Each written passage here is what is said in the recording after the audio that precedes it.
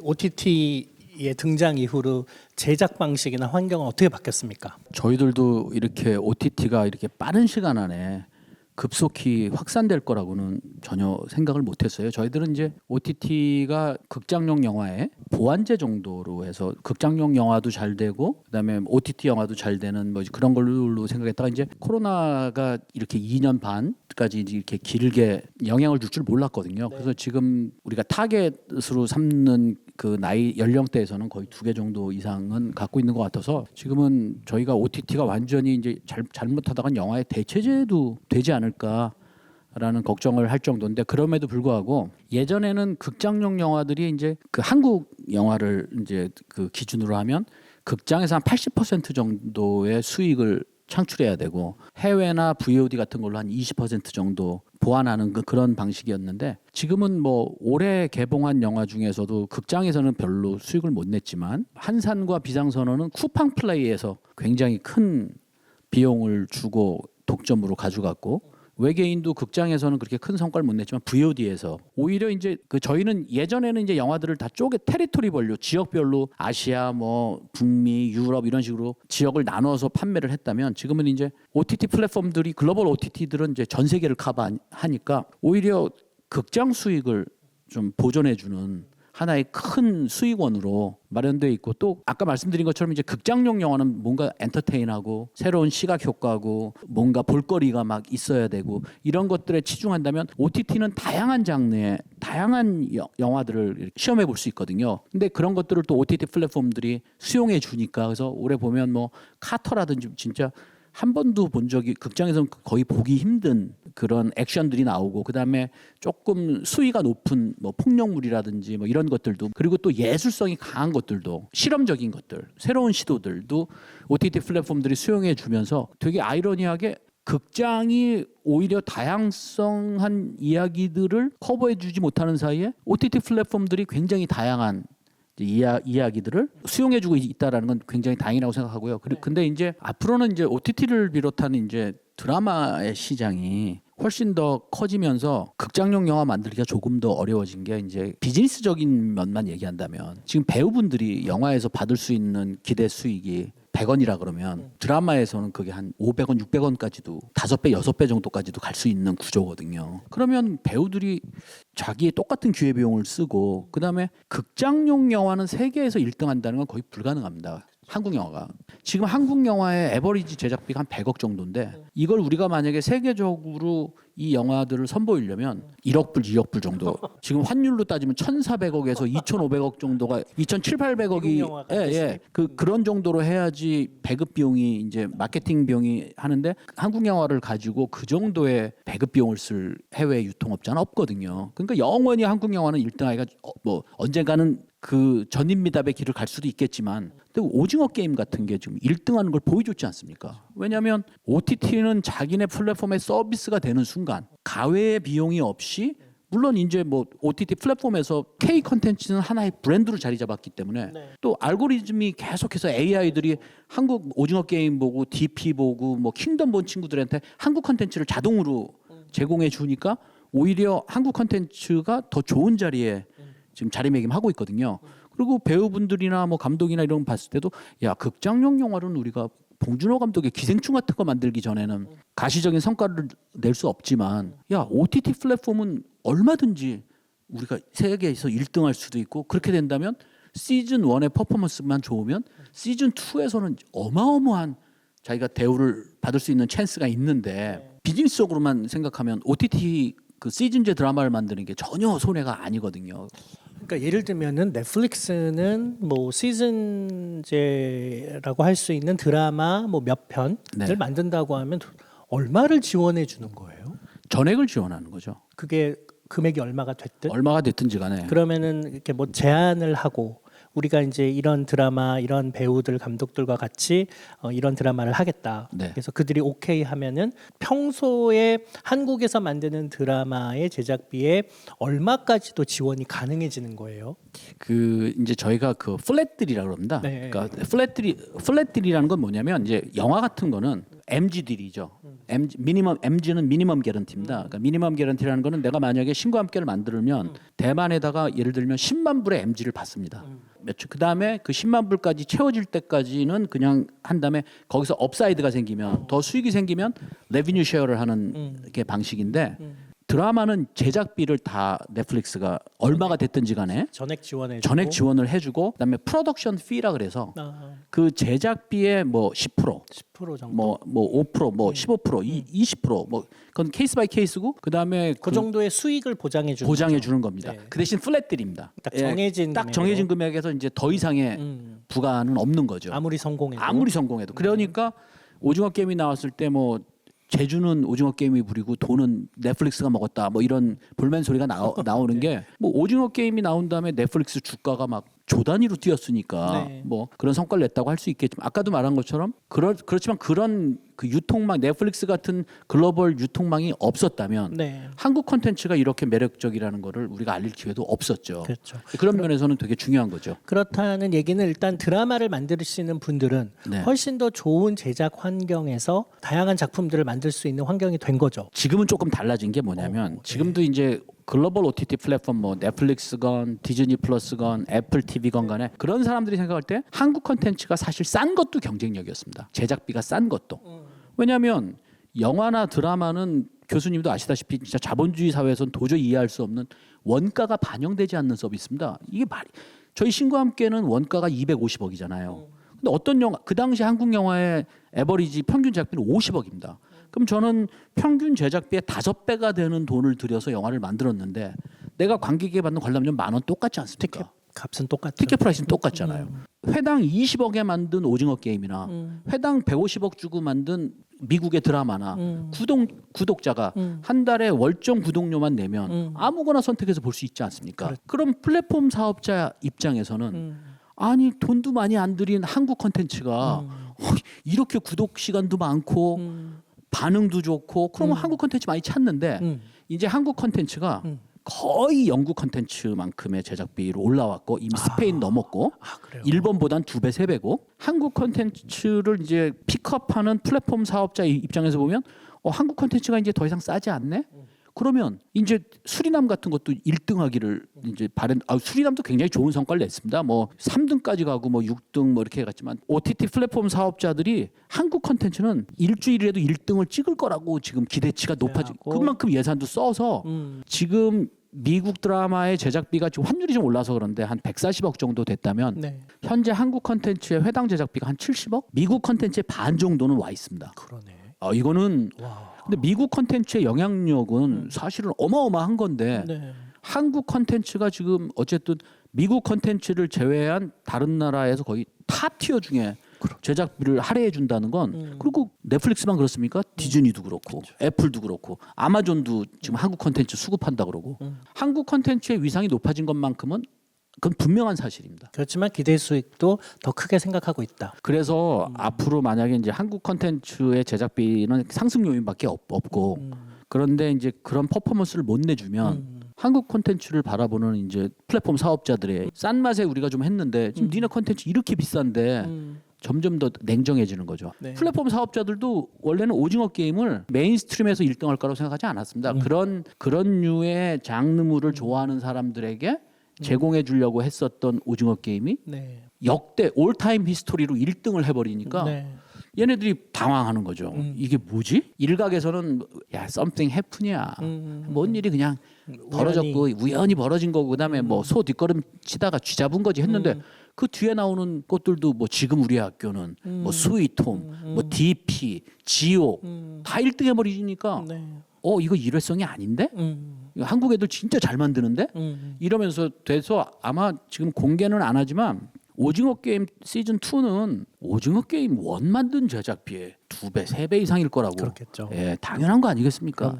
그럼요. 이렇게 OTT 플랫폼들이 등장하고 이렇게 제작비를 그냥 우리가 대줄게 그리고 프로덕션 피 그 수익 어느 정도 보장해 줄게 같은 일종의 납품하는 형식의 작품을 OTT 플랫폼에 납품하는 형식의 제작 환경들이 늘어난 것이 전반적으로 작품의 질을 높였습니까? 낮췄습니까? 예전에는 뭐 영화하는 필름메이커들은 기본적으로 우리가 시즌제 드라마를 한다라는 생각들을 아니, 별로 그렇죠. 많이 안 했어요. 안 했죠. 왜냐하면 뭐 성과가 어떻게 날지도 모르고 그리고 이제 영화인이라는 어떤 아이덴티티 같은 게 좀 있어서 드라마를 뭐 만들겠다 뭐 이런 생각들은 많이 안 했고 그다음에 일반 공중파나 케이블용 드라마는 지금도 별로 많이 안 하고 있는데 어쨌든 코로나가 딱 발생하면서 대안적인 매체로 생각했던 OTT 플랫폼들이 굉장히 자율권도 주고 경제적인 지원도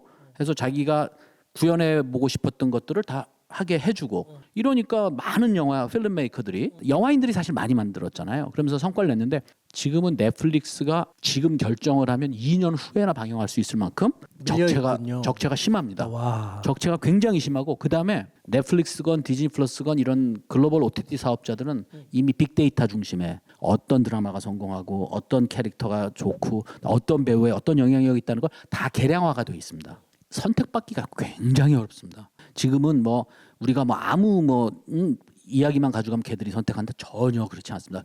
OTT가 많아져서 네. 또 선택할 수 있는 폭이 늘었다고 생각했는데 작품 수도 더 훨씬 많이 늘었군요. 경쟁이 더 치열해졌군요. 지금 넷플릭스 관계자 얘기로는 네.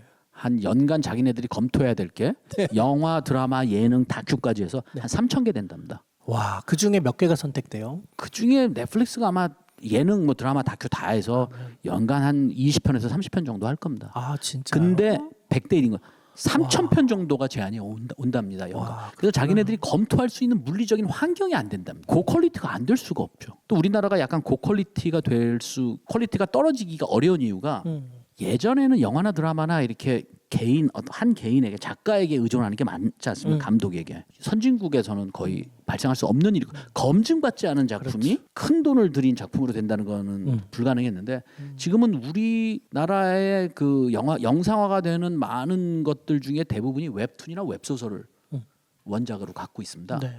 이제 그 얘기는 뭐냐면 그만큼 이제 다른 플랫폼에서 검증받은 한번 것들이 이야기가 걸러지고 예선전을 검증받고. 거치고 본선전 거친 것들이 영상화가 되기 때문에 네. 퀄리티가 막 저하될 수 있는 확률은 상대적으로 전 적다고 봅니다. 그렇지만 그런 상황에서 뭐 예를 들면 봉준호 감독이 기생충 같은 영화를 만드는데 넷플릭스의 지원을 받아서 그런 작품들을 만드는 이런 일들이 계속 앞으로 벌어질까요? 저는 엄청나게 벌어질 거라고 지금 그래요? 제안도 받고 있고 왜냐하면 봉준호 감독도 기생충 만들기 전에 옥자했잖아요. 옥자를 했죠. 넷플릭스에서 사실 그 한국에서 그런 영화를 아무리 봉준호 감독이라도 그 쉽지 않았을 쉽지 겁니다. 않죠. 그런데 어쨌든 넷플릭스가 봉준호 감독에게 그렇게 그런 기회장을 열어줬고 네. 또 봉준호 감독도 그 이후에 OTT 플랫폼에 대해서 굉장히 긍정적인 네. 생각을 하고 있고 뭐 박찬욱 감독이든 뭐 그다음 황동혁 감독이 어쨌든 네. 오징어 게임으로 대한민국 역사상 최고의 쾌거를 이루었고 해외에서 인정받은 그런 감독들이나 작가들을 자기네 플랫폼이 쓴다는 건 자기네 플랫폼의 위상도 올라가는 일이거든요. 야, 우리가 뭐 맨날 뭐 폭력적이고 뭐 자극적인 것만 만드는 게 아니라 우리가 이런 다양한 영화들과 예술적인 가치가 있는 거에서도 우리가 너희들과 문화를 향유하고 문화를 더 성장시키려는데 우리도 기여하고 있어. 그건 정무적으로도 판단할 문제거든요. 그 플랫폼 사업자들은 물론 작은 돈은 아니지만 걔네들의 전체 예산을 볼 때 그게 뭐가 얼마나 미미하겠어요. 근데 생색 다 낼 수 있고 뭔가 뭐 사회 공헌도 하고 작가주의 작품 흔히 말하는 그런 작품들이 그런 시스템 안에서 환대받기는 쉽지 않지 않나. 그런 작품들은 진짜 그냥 개봉해야 되는 거 아닌가 생각이 들어서요. 점점 더 예술 영화는 관객들의 니즈가 있음에도 불구하고 관객들이 쉽사리 지갑을 열지는 않을 겁니다. 그럼에도 불구하고 그 영화를 통해서 우리가 기생충이나 뭐 헤어질 결심 같은 영화를 보면서 우리가 만족했던 어떤 이렇게 지적인 느낌들이 있잖아요. 근데 그런 거에 대한 갈망은 대중이 갖고 있는데 있죠. 내가 월정액으로 내고 보는 어차피 내가 따로 개별 과금이 되지 않는 컨텐츠에서 그런 것들을 내가 구색 맞춰서 한번 보면서 나도 문화 생활을 향유한다라는 그런 관객들의 마음이 충족될 거라고 보여지기 때문에 플랫폼 사업자들은 막 되게 나름 뭐 이렇게 엔터테인하고 많은 사람이 좋아할 것도 만들어야 되지만 또 자기네들이 그 지금 2억 명이 넘는 구독자를 갖고 있는 플랫폼 사업자들이 거기서 100만 명이건 200만 명이건 50만 명이건 그런 문화적인 좀 향유를 하고 싶은 사람들의 기호를 맞춰야 된다는 건 너무너무나 당연한 일이기 때문에 네. 오히려 그런 플랫폼에서 우리는 극장에서 돈을 못 벌면 다시 만들 수 있는 세컨 찬스를 못 얻지 않습니까? 그렇죠. 하지만 OTT 플랫폼은 훨씬 더 그쪽이 더 가능성이 높아질 거라고 저는 보고 있습니다. 그러네요. 그 예전에 뭐 예를 들면 뭐 JTBC나 뭐 SBS나 KBS, MBC 드라마 이제 만들고 그냥 그들이 드라마를 만들면 일단 뭐 TVN이니 그런 데를 가야만 했던 시절 과는 달리 이제는 뭐 쿠팡 플레이 우리나라 OTT도 많고 글로벌 OTT도 있고 이제 이런 상황에서 드라마를 만드는 사람들의 배우 선택 혹은 이야기 발굴 그리고 제작 환경 이런 것들은 영화에 비해서 어때요? 그렇게 선택의 폭이 넓어졌기 때문에 제작 편수는 훨씬 늘고 환경은 좋아졌나요? 공중파들이 광고 수익이 많이 떨어지고 있습니다. 그러니까 이제 사실은 드라마의 그 근간이 되는 거는 이제 어쨌든 광고가 완판되거나 또는 광고를 보통 우리가 이제 드라마 본방, 재방, 3방까지 해서 드라마 제작비가 어느 정도 회수가 되고 그다음에 이제 VOD나 뭐 OTT 플랫폼 이런 것들을 통해서 수익을 창출하는 게 이제 수익 구조지 않습니까? 뭐 경기가 별로 안 좋다 보니까 이제 공중파에 대한 그 광고의 지금 제공이 되게 적어지고 있고 그다음에 요즘은 다 알고리즘에 입각해서 내 광고가 정확하게 전파가 되는지가 되게 중요한 상황인데 공중파나 케이블이나 TV는 내가 원하는 사람에게 내 광고가 전달된다는 거를 인지하기 어렵잖아요. 어렵죠. 예, 네. 근데 요즘은 뭐 SNS가 네, 됐건 소셜미디어는 다 소셜미디어는 트래킹이 가능하죠. 트래킹이 다 가능하고 그리고 알고리즘으로 다 네, 그리고 쏠 수 있고. 예, 그 친구가 뭘 받는지를 알아서 거기에 맞춤형으로도 네. 광고를 우리들이 얼마든지 어프로치하고 또 그 결과도 받아볼 수 있어서 효과를 되게 중요하게 생각할 수 있는데 네. 공중파는 그냥 공중에다가 이렇게 뿌려버리는 듯한 거고 이렇게 돼버리면 이제 광고주 입장에서는 내가 지금 제대로 광고를 행사하는 거야 집행하는 거야가 이제 계속 의문이었는데 이제 지금은 이제 정확히 트래킹되는 것들이 있으니까 점점 더 그쪽으로 매스미디어 광고는 줄어들고 예, 매스미디어 광고는 줄어들고 이제 맞춤형 광고들이 그러네요. 더 많이 이제 가고 있는데 그런 면에 있어서 이제 공중파의 드라마는 많이 줄어들 겁니다. 그렇구나. 그 다음에 이제 케이블하고 종편도 말씀드린 것처럼 이제 주 52시간에 너무 당연한 거지만 근로기준법 다 지키고 그다음에 제작비 상승 요인이 너무 높은데 맞아. 이분들도 자기네들이 만들어서 자기네 채널에다만 걸어선 수익이 안 나오니까 OTT 플랫폼으로 가야 됩니다. 그렇죠. 그게 뭐 OTT 플랫폼들도 그 JTBC에서 만드는 거 다 그다음에 TVN에서 뭐 스튜디오 드래곤에서 만드는 거 다를 받아줄 수는 없거든요. 네. 그들도 다 받아줄 수 있는 룸이 안 되니까 그렇죠. 그러면 그렇지 않은 거에 대한 수익을 낼 수가 없는 구조가 된 거예요. 지금 제작비로는 TVN 뭐 광고라든지 뭐 JTBC 광고도 그만큼이 제작비가 수익을 다 보존해주지 못하니까 광고가 제작비를 보존해주지 못하니까 그러면 OTT 플랫폼으로 못 가는 드라마들은 어떻게 할 거냐 이거. 그러니까요. 그럼 이거 VOD로 가야 되고. 근데 우영우처럼 그렇게 대박 나는 건 1년에 기껏해야 한두 개고. 이러다 보니까 이제 제작 환경은 어려워지고 이제 오로지 기댈 때는 OTT 플랫폼이 이왕이면 글로벌이 받아주지 않으면 이제 드라마 자체도 제작하는 시장이 녹록하지 않습니다. 영화를 제작하는 입장에서 배우를 이제 선택하고 함께 일할 배우를 찾을 때 이 OTT 플랫폼의 등장이 좀 예전하고는 그 이전하고는 좀 패턴이 달라지지 않았을까 혹은 기준이 달라지지 않았을까 이런 생각이 드는데 어때요? 많이 달라졌습니다. 아, 그래요? 네, 그리고 특히 이제 OTT 플랫폼은 말씀드린 대로 지금 뭐 우리나라에서 가장 많은 구독자를 갖고 있다는 넷플릭스도 뭐 정확한 통계는 발표하지 않지만 저희가 한 500에서 600만 명 정도 보고 있거든요. 네. 근데 그쪽 플랫폼 구독자들이 그러니까 우리나라에서 지금 5,600만 명 정도가 구독을 하고 있다. 구독을 하고 있는 거고 그러면 그 플랫폼의 전체 구독자는 2억이 넘지 않습니까? 네. 그럼 그쪽 입장에서 보면 우리가 한 2, 3%밖에 안 되는 그렇죠. 한국의 구독자는 2, 3%밖에 안 되는 물론 이제 그래도 한국에서 성과를 내는 건 굉장히 로컬에서 성과를 내는 건 되게 의미가 있지만 지금은 뭐 드라마 쪽에서는 특히나 뭐 플랫폼이 됐건 아니면 일반 또 해외 판매 아이돌 출신의 남자가 굉장히 핫합니다. 예. 그러니까 글로벌 시장에서 인지도가 좀 있는 분, 네, 그래서 선호가 있을 분들을 우선적으로 선택하는군요. 예를 들면 뭐 방탄소년단의 B라든지 진이 나온다 그러면 만약에 드라마에 나온다라고 하면 나는 걔 대신 내가 군대 갈 용의가 있습니다.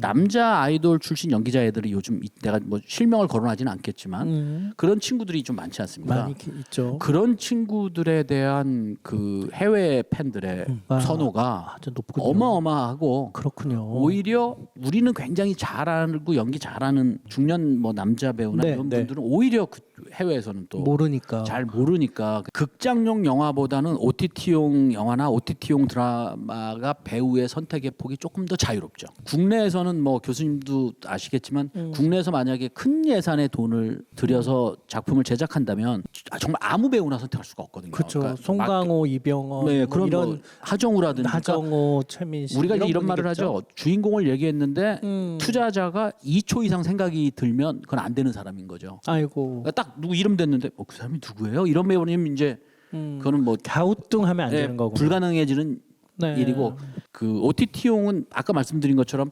한국의 구독자가 5% 미만이란 말입니다. 자기네들 전체 비즈니스 하는 상황에서는 그래도 아까 말씀드린 것처럼 로컬이 중요하긴 하지만 그게 작품에 뭐 영향을 끼치거나 아니 그렇게 되면 세계에서 1등한 지금 우리 학교는 같은 거는 아는 아무도 배우 없죠. 아무도 없습니다. 네, 맞죠. 그다음에 오징어 게임의 이정재 씨도 미국에서 인터뷰할 때 요즘 유명해져서 기분이 어때요? 이런 외국 사람들에게는 이정재 네. 그냥 완전 노바디였다는 얘기 아닐까요? 그러면 이제 다음 영화나 다음 작품을 선택할 때 진짜 폭이 넓겠네요. OTT는 생각하면서. 오히려 이 장르가 뭐고 이 내러티브가 어떻고 물론 배우도 되게 중요한 그 몫을 차지하고 있고 그렇지만 영화에서처럼 정말 이게 마케팅의 인덱스도 막 올려야 되고 막 예산도 많이 드는 지금 영화는 예산 많이 드는 영화에 신인을 쓴다? 그럴 수 없죠. 거의 그건 뭐 없다라고 뭐 법으로 정해진 건 아니지만 거의 불가능한 일인데 OTT는 그런 면이 있어서 아까 충분히 말씀드린 가능하네요. 것처럼 그러네요. 뭐 지옥이든 지금 우리 학교는 굉장히